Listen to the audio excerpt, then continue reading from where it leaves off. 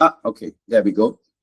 That started the recording. Okay, for those of us who just joined in, I'm just going to give you a quick recap of what we are doing today. We are covering the three main areas: visual text, vocabulary closest meaning, and open-ended comprehension. Okay, and specifically we are zeroing in on common errors that we tend to make and common tricks and traps that the PSLE paper will employ to make you lose marks in these sections. Why? Because these are high-stakes sections. These are sections students tend to lose marks on, and these sections, the marks tend to determine your AL level. Okay, so being attentive and not falling for these tricks and traps is going to determine which AL band that you tend to fall into, because as you go higher up in the AL band, you tend to need fewer and fewer marks in order to progress on to the next higher band, right? So 5 marks, very few marks. Okay, so these sections become very high stakes because those marks can come from there. All right, so we started with visual text, and we talked about how when you look at visual text, right, they fall into 2 main categories: information, right, or influence, right? So information just tries to share with you things to help you increase your knowledge. Influence is trying to get you to do something or buy something, right? So information would be things like infographics, right? And then in terms of influence would be things like advertisements, okay? So most visual texts fall into 2 categories: information or influence. And in the case of many of the texts that we've studied, it's influence, right? They're trying to get you to buy something, or they're trying to get you to do something, right? They're influencing you to do something, okay? So like I said, there's some error with the slide, ignore the graphic, but the point I was trying to make here was that the first and number 1 mistake is we tend to read the headline and we tend to ignore the byline. What's the headline? Is the title. What's the byline? Is the small line of text that comes below the headline that gives you additional information or caveats. What's a caveat? A caveat is an exception to the rule. For example, if the title is free entry for children, right, the byline or the caveat might be it's only valid on weekdays and only for children under 7. In other words, not all children, right? So if you are asked a question about can children enter free for this particular carnival, then the answer should be no and not yes, even though the main idea seems to suggest that yes, all children can enter free. The byline is an exception or caveat that tells you that that is not the case. Okay, so now we come back to where we left off before I revise those sections. Some common visual text pitfalls, tricks, and traps that are employed by PSLE to make you lose marks in this section include confusing dates, prices, and times. Now, what does this all share in common? Numbers, right? So they try to confuse you with numbers. Okay, so pay attention whenever numbers appear, because very often there will be some text that disqualifies or disclaims that number. Means that they will compare one number to another, and then in the options, right, they'll try to confuse you with those numbers. Okay, so pay attention whenever you see numbers. Numbers are usually included in visual text in order to confuse you, right? So often you will pick the wrong number and end up answering the question wrongly. So please circle all numbers and highlight or write down the question next to the number that is valid. Okay, that's how you track your answers so you don't get confused. Second of all, okay, look at ticks, crosses, or asterisks, because sometimes there are these symbols like a tick or a cross, and the cross can mean that that point is not valid. Okay, so don't just read the text, look out for symbols, because symbols can sometimes change the meaning of the text that you see in visual text. That's the difference between a visual text and a comprehension text, right? They include symbols and pictures. And that's what they're going to use to try to confuse you, to trick or to trap you into choosing the wrong answer. So anytime there are numbers, right, which don't again appear in comprehension, anytime there are symbols, which again don't appear in comprehension, be very alert, be very careful, all right? And be careful about slogans, because sometimes slogans are opinions, right? Learn how to differentiate between opinions and facts, okay? Mr. Pang is handsome is not a fact. Is an opinion, right? It's an opinion I hold, right? But it is not a fact that everybody holds. Do you understand? An opinion is something that's subjective. It doesn't depend. It depends on the person that is saying it, right? Whereas a fact is objective, meaning it stands by itself. It doesn't change no matter who says or doesn't say it, right? For example, the sun rises in the east, or the moon is, X number of kilometers away from the earth. These are factual statements, okay? They can only either be right or wrong, whereas subjective statements can differ from person to person. So be very careful when the question is asking you for a factual statement, don't give an opinion-based answer. This is more valid in secondary school, but in primary school, you will see this in the MCQ sometimes, okay? So please do not finally ignore the purpose of the text. It's important for you to discern. And like I teach you in class, right? Very often the purpose of the text is found in the title. Okay, the title, the one with the biggest text, often tells you the purpose of the entire text itself in visual text. Okay, so the last question, the fifth question in visual text, right, always asks you something to do with the purpose. Why is this particular advertisement or this particular poster or this particular infographic, why is this being shown to you? Right? What effect, right, or what purpose is the author trying to achieve by showing this to you? So you need to be very clear. Is it to inform, to influence, to persuade, or to instruct? Okay, all of this falls under the two categories I mentioned earlier. It's either to influence you or it is to inform you, right? To influence you means it wants you to do something, right? Persuade you to buy or persuade you to do something, right? Inform you means it wants to educate you, instruct you, teach you something to make you more knowledgeable in a particular area. For example, like, things like, I don't know, dengue fever, right? Things to do not to, breed mosquitoes in your house. That would be more of an instructional, informational text, okay? Whereas, like an advertisement for a carnival might be more of an influential text. It's trying to influence you to buy tickets, right? So that you can enrich the organizer of that carnival, right? By parting with your money, okay? So don't forget these four main points, okay? So again, nothing new, annotate, right? Scan the entire visual text, circle important elements, highlight important words before you answer your questions. Try not to have a clean text, okay? Try to use this method, right? Scan through the entire visual text, top to bottom, right? Circle all the important words or elements, again, with reference to the questions, okay? So it might be good for visual text to start with the questions and then look back at the visual text to scan it, circle it, annotate it, and then answer those 5 questions, okay? So look through the questions, look at the visual text, scan, circle, annotate, and answer is the recommended procedure, so you don't lose any marks here. Remember, very competitive, right? We're performing at a level where even 1 mark lost can make a difference.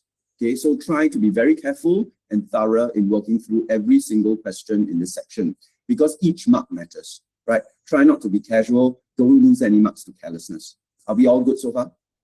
Okay, so think about those 4 purposes, apply these 4 elements, and you should be quite safe in answering all those questions, right? Understanding that the text is either an informational or influential text.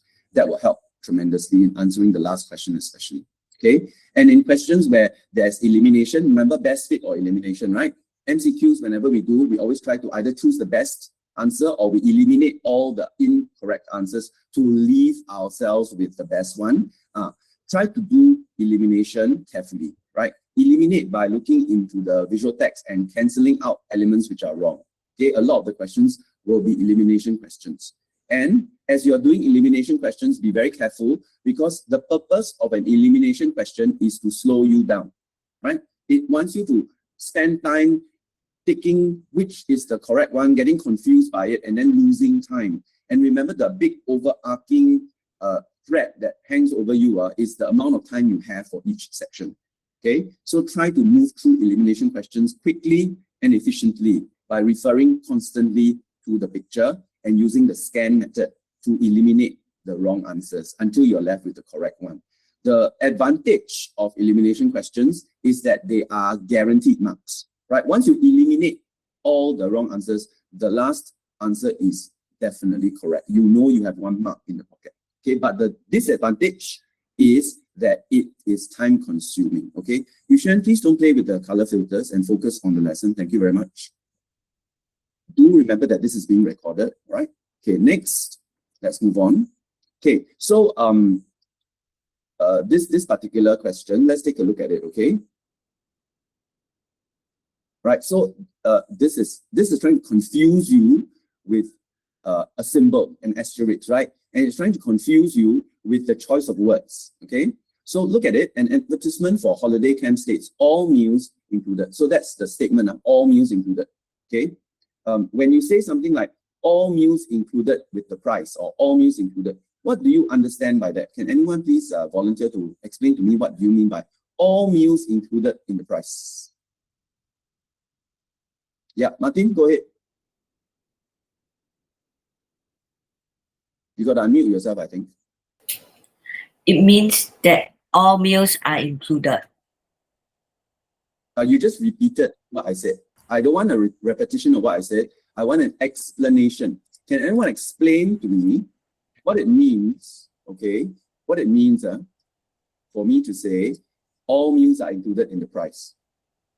I don't want you to repeat what I said, right? I want you to explain to me what it means. Anybody?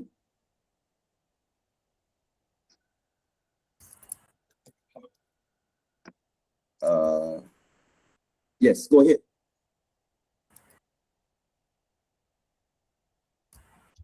Yep, Kayla, go ahead. I see your raised hand. It means that all meals that are vegetarian and non-vegetarian are included. Are you sure? Are you sure that's correct? Okay, so when I say that all meals are included in the price, what I'm actually saying is that I don't need to pay extra for the meals. Am I right? When I say all meals are included in the price, that means that when I pay some money for this particular holiday camp, do I need to pay extra for the meals? No, right? Yeah, because it's included in the price. But there is an asterisk there that says vegetarian options are available at an extra charge. So that's the exception, right? It's telling me that I need to pay extra only if I opt for the vegetarian meals. Do you all understand? Okay, so the statement seems to suggest that you don't need to pay extra money for the vegetarian meal. But the exception, the asterisk, right, the star, gives you the caveat or the exception that you do need to pay extra money if you choose an option, and that option is vegetarian meals. So therefore, if you look at A, B, C, and D, the only possible answer is B, right? A, vegetarian meals are included in the price, not true, because you have to pay extra for the vegetarian meal. C, vegetarian meals are not available, that's not true. It is an option that's available. And D, the student can choose any meal for free, is again not true, because you do need to pay for the additional vegetarian option. Do you all get it? So this is an example of the use of a symbol and an exception to cut into the main idea, so that you're tricked into thinking that, yeah, all meals are included, right? So don't need to pay for it. But actually, the asterisk or exception explains otherwise. So be very careful, read the fine print. Okay, read the asterisk or the symbol that tells you, or a cross that tells you when something might not be what it seems. Look out for those tricks and traps. Do you all understand what I mean by tricks and traps? Yeah? Okay, all good? Okay, so please read carefully. That's the point I'm trying to make. And understand what you are reading, okay? Okay, so next I'll go into vocabulary closest meaning, right? And then I don't know, depending on time, we will try a few questions. If not, I'll just send those questions to you with my explanations and answers, okay? Because I have another session at 11 o'clock, so I'm very conscious of the time, right? So vocabulary closest meaning. Can anybody remember what I always tell you to do in this section? What must you always do? Right? You don't need to annotate, right? But there's something you must always do. Okay, Reagan, what must you always do? Please unmute yourself. You must always write your answer above the wrong answer in the text. Okay, thank you. You must always write your option, the option you've chosen, above the underlying word in the text, right? Very good. Okay. Why do you do that? Because you want to read your answer in the text, right? Context determines the meaning. And that's the point, right? Context is everything, right? You must look at the meaning of the word in the context of the sentence it is found in, not just the meaning of the word. Because English is challenging as a language in that a single word can have multiple meanings depending on how you use it and where you use it. That's what context means, right? You must look at where the word lands in order to determine what the word means. You can't just look at the word itself, right? So I'll go into some examples, but remember, that it is important to consider context, okay? So for example, right, when you look at the word seize, you seize something, right? It will seem to suggest that you are trying to grab it or you're trying to hold on to it very tightly. You seize something, right? But if you read the sentence that is given here, the underlying word seized does not mean to physically grab, right? It is determined by the context within which it is found. So in this case, the student seized the opportunity to speak does not mean to grab or to hold physically. Okay, it is metaphorical. So can anyone give me the meaning? It doesn't actually state the meaning here. Can anyone give me the meaning of seized the opportunity in this case, or give me a different way of saying it, right? Please raise your hands if you can think of a different way to express this concept of seize the opportunity. Or you can give me a different phrase or a different way to say seize the opportunity, right? Just to illustrate the point that it doesn't mean to physically grab. Yep, Kayla, go ahead. Take opportunity. Sorry, what? Take opportunity. You take the opportunity. Okay, I wouldn't use the word take, okay, because the word seize carries with it a connotation of almost like a lot of intensity, a lot of desire, right? You see something, you don't just take it, but you take it with a lot of eagerness, don't you? Right? You kind of take advantage of the situation, right? You grasp after it. There is the sense of like eagerness, right, involved in taking this opportunity. It isn't just take the opportunity, but you seize it, right? Seize the day, right? Or seize the opportunity, meaning that you are very eager and enthusiastic in taking hold of that opportunity. Okay, so there's the element of eagerness as well that you need to factor in. Okay, so always remember to look at the context, the sentence within which the word is found. And that is why I always train you, all right, to write down the word you choose above the underlying word and read it with the sentence so that you can check that the meaning remains consistent, is the same, okay, between the one that's underlined and the one that you've chosen. If it sounds off or weird, then there's something wrong with it, right? Trust your instincts, okay? Most of you are really good in English. You have read a lot of books, so you kind of can detect when a word is not being used in its correct context, okay? So trust your instincts, try different words for fit, and see which one fits the best. Don't hurry through this, do this systematically. Make sure you've tried every word and choose the one with best fit. That's the point I'm trying to say, okay? Best fit to what? To context, okay? So a lot of the distractors will be very attractive. They'll look very similar, right? The harder the question, the more similar the other options will be. The distractors mean the other options, okay? So be very careful. Again, put in each word above and check until you find the best fit, okay? Right? These are some of the other things that might happen. There might be a positive or negative tone, right? So some words are opposite. They are antonyms, right? Synonyms are words with similar meaning. Antonyms are words opposite in meaning. So many of the words can be antonyms. So be very careful that you are very clear about the meaning, right? Don't fall for the synonym to antonym trick, all right? The positive, negative tone trick, okay? And of course, parts of speech. Now this one, you all may not be as good at because you're not very familiar with the parts of speech, right? This is my experience when I've taught you for the last year. But you must be very clear what's a noun, what's an adjective, what's an adverb, what's a verb, and what's a preposition. Because if the word is a preposition, the underlying word's a preposition, then your answer must also be a preposition. If the underlying word's a verb, right, your answer must also be a verb, right? The word type cannot change. So very often, if you are unsure about your word class, you don't know whether it's a verb or an adjective or an adverb, you might tend to choose the wrong type of word, okay? And that will be a straight error. So be very careful about the type of word it is. Remember, if the underlying word is a type of word, like an adjective, then the answer must also consistently be an adjective. It cannot be a verb or a noun, all right? So looking at the correct distractor, looking at the correct answer and eliminating all the distractors, best fit, okay, making sure that it's a complete match in terms of meaning, right, by trying all of them out to make sure that they're correct. Checking that it's not an antonym or a synonym, that means it's not the wrong tone, And finally, checking that it is correct in terms of the type of word it is, right? The part of speech or type of word that it is very important. These are some strategies, okay? So again, thank you. Some of you are taking notes. That's great. Wonderful. I encourage you to do that. I'll be sending all these PowerPoint slides to you along with the video, so you can actually use it as a reference. But just something, okay? Something to keep in mind as you are doing this, all right? Okay.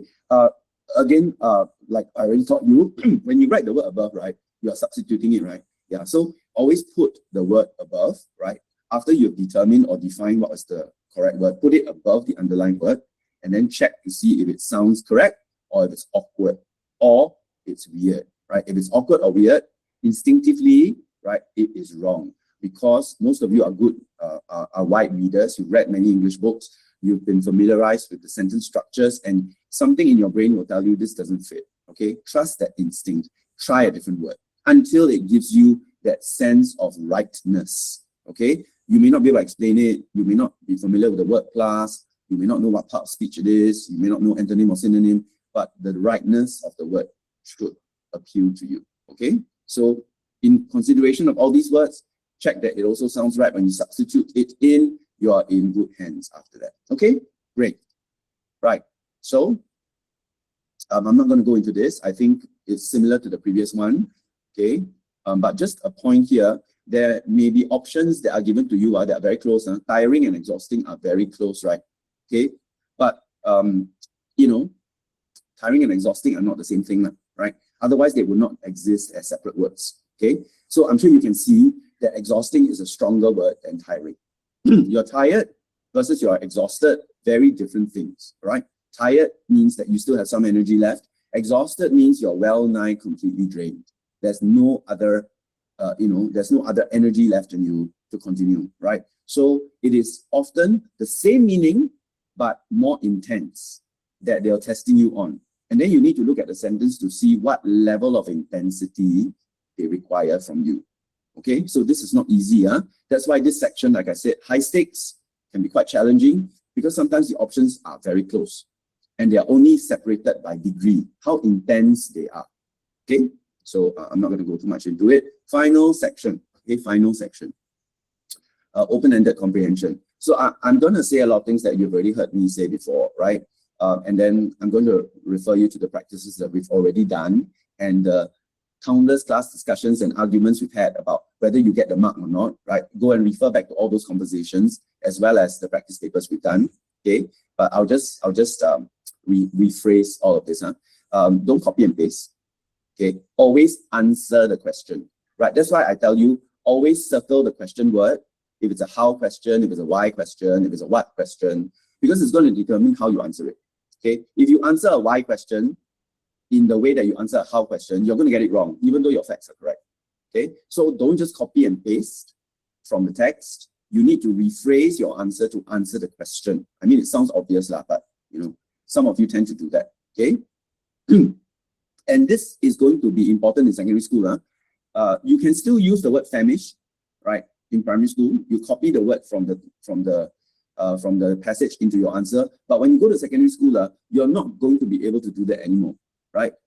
Every question you will need to substitute in with a synonym, your own word, so that you demonstrate to the teacher, right, that you understand the words you are writing. So, for example, in secondary school, you can't write famished if the word famished appears in the passage. You have to substitute it with extremely hungry to show the teacher that you understand what famished means, rather than just copy and pasting the word.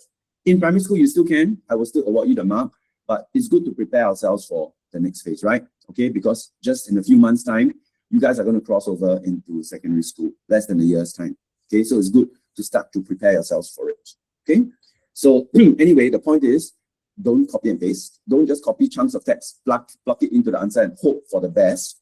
Read the question and answer it according to the key words in the question, okay, which we have already talked about how to identify. Okay. Right, so specificity, again, specificity is a word I've taught you all before. Don't give me vague details. Always give me the complete supporting answer with the details that match. Okay, so for example, why was Maya upset? She was upset because her best friend had moved away, right? leaving her without someone to confide in. Okay, best friend had moved away, leaving her without someone to confide in. Okay, something bad had happened. She was sad because her friend had left. Okay, all these are incomplete answers, right? They don't explain why she is upset. Not completely, especially if this is a 2-mark question, right? So most why questions. Why was Maya upset? Why did this happen? Why did this person do that? Why questions are often 2-mark questions, right? They require both the reason as well as the supporting detail. Okay, so always remember, later we'll learn about the P here. Okay, you can P our way to full marks. Okay, so we'll talk about that later. But just remember that it's important to look at the number of marks. Okay, so 2 marks, I already told you all, always circle the number of marks allocated to each question, right? If you are doing practices at home that have questions without marks allocated, please stop immediately, because these questions are not well constructed and not clearly defined. Every question that you do from now on should have a mark next to it so that you know exactly how many points to include, right? If your comprehension is the type with just a question and no marks, please stop doing it straight away. Okay, it's not good. You need to look for comprehension passages that have questions with marks allocated. And that mark should add up to a total of 20 because they are balanced in that way to train you to spot difficult and easy questions, right? That's why comprehension is arranged in that way. Okay, 20 marks, some 1, some 2, some 3. Okay, you know your true-false questions are always 3-mark questions, right? Okay, so just remember, okay, don't do questions that don't have marks. Look for practices with mark allocated questions. Okay, yeah. So common types, actually you don't really need to know this. You just need to know that the question is asking you for something. Give it what it wants. The question is the king, not you. So it's not what you say that matters, it's what the question requires that matters, right? A lot of students presumptuously just plonk in information thinking that they've answered the question without reading the question carefully. So in this case, right, for this WA, right, what I'm looking out for is how you answer the question, not where you find the answer in the passage. Do you all understand the difference? Okay, you can demonstrate to me that you found the correct answer in the passage, but you need to demonstrate to me that you can rephrase it to answer what the question is asking for. Just finding the answer is not enough. You will get 0 marks for that. What you have to demonstrate is that you understand the answer and are able to give the question what it requires. Big difference, okay? Primary 1 and 2, all you need to do is find the answer. You copy an answer into your question, that's it, you get the mark. Primary 3 and 4, you're still allowed to do that. 5 and 6, no more. If you just plug and paste, plug from the passage, paste in your answer, you will not get the marks most of the time. You need to answer the question, okay? So you need to consider whether it's literal, it's inferential, it's asking you for your feelings or emotions, right? If it's asking you what do you feel or what does the character feel, you need to start with the feeling and then justify or support with the reason, okay? Because a lot of times, feeling questions, reason questions are 2-mark questions, okay? What does the character feel and why, okay? Or why did the character do this? Then you have to come up with supporting reasons. So always 2 parts to your answer, okay? This is what happened, this is the reason. This is the feeling, this is the reason. This is the consequence, this is the reason. And remember, before and after questions, right? If they ask you to compare, right? How did the character's emotions change at the end of the story? Anytime you see the word change, or anytime you see the word beginning and end, you know that they are asking you to compare something. And it's always a 2-mark question. You must have before and after, right? You must always have before and after. If you just tell me what is the character's emotions now, you will get a grand total of 0, right? It's either 0 or 2 marks. It's never 1 mark. So be very careful about comparison questions. This falls under the question types, which is not mentioned here. Okay, so key. So always give your point, always quote or reference with the correct explanation or evidence that supports your answer. This is the structure for a 2-mark question. Key your way to success. Okay, please do not, under any circumstances, answer the question without a supporting reason or an explanation. Anytime you see a 2-mark question, you are looking for a reason or an explanation. Okay, Now, even 1 mark questions sometimes require that. So use this as the general template for answering all comprehension questions, regardless of number of marks. But specifically in 2 mark questions, you need to look very hard for what the explanation or the evidence is, or in sometimes both. Okay? Ken, I've talked a lot. There's a lot of information. Thank you all for being so attentive and focused. Are you all okay so far? We're ending already, okay? I did promise you like half an hour. I think I exceeded by a few minutes, but thereabouts, okay? Right? So feeding questions, I already talked about this. I'll skip this. And that's it. That's my last slide. Okay? Thank you very much. Do you all have any questions? Please raise your hands if you have any questions. Okay, so I've covered those 3 main types of sections that are high stakes. And I've talked about how these questions tend to be tricky in certain ways, right? I will send you the recording and the PowerPoint slide so you can review, because I tried to go quite fast today. Okay, yes, Kayla, what is it? Why can you buy those PSLE papers where the comprehension got the marks? I'm very sorry, can you? Where can you find it, is it? Okay, what I will do is I will print for you all the PSLE papers from 2015 all the way to 2025. You already have 2025, 2024, and 2023, right? That was in your booklet that we detached. But I will print out the previous year's one. The problem with the previous year's one is that the format is different. You're aware of that, right? Okay. Prior to 2025, right, which was last year, just last year, the paper 2 is upon 95. Okay. Your editing section was 2 marks longer. Okay, and your visual text was 3 marks longer. So are y'all okay with that? I think it's okay, right? It just means that it's slightly more difficult, but it's still good practice. The rest of the questions still retain the same kind of formatting. So I will print out those papers for you, not to worry. But if Kayla, you're asking about your own personal practice, right? Where can I go to find these kinds of comprehension questions with marks allocated? Other school papers will definitely have that. Okay, all school examination papers, P5 and P6 prelim papers will all have comprehensions that have marks allocated, 100%. Okay, it's a requirement. But buy from where? I can send you some soft copies for you to print, right? If you don't mind printing it out, okay? If I can't like market any sources because then that would be me being biased towards a particular vendor and telling you to go and buy your sources from that point. That's not ethical of me as a teacher, but I can share with you some open source non-copyrighted ones that I have.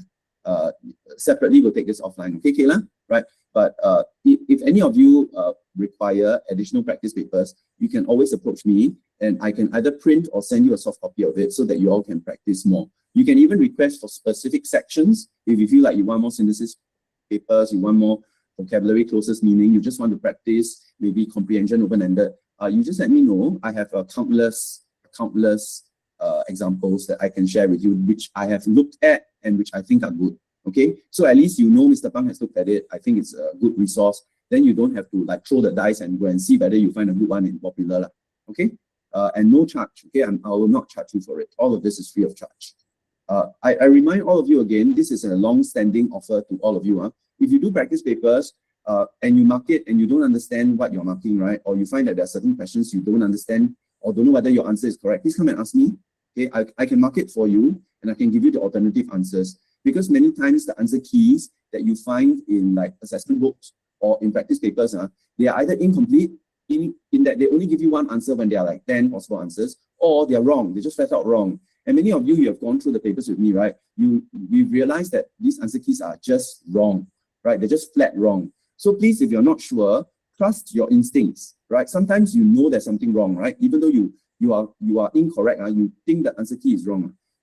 Just clarify with me, okay? Or clarify with an adult, a teacher, right? Someone who has some reputation and competence in the English language. Okay, your parents also can, right? Check with them. And if they're not sure, check with me. Okay, everybody? That way we guard ourselves from learning the wrong thing, okay? Because that's very important. Sometimes we get led astray because we think it's the answer when it's not. And that's very dangerous. Then it will manifest in your PSLE score, which we don't want. Okay, so please clarify any doubts that you have. I will never turn you away. I will always have time for you. But sometimes you may need to be a bit patient because I may be already marking or going through with somebody else. Okay, Ken? Then that's all. It's 10:45. Thank you all for your time. I will send the recording and the resource to all of you along with some vocabulary for you all to study. Okay, that's all for today. Thank you for sacrificing your hour with me. Really appreciate it. I will see you all on Monday. Okay, all the best for your WA preparations. Okay, bye-bye. Any questions, stay behind. Thank you, No everyone. problem. Yeah. Bye. Bye, Mr. Pang. Bye. Thank you for spending time with me. Bye. Bye.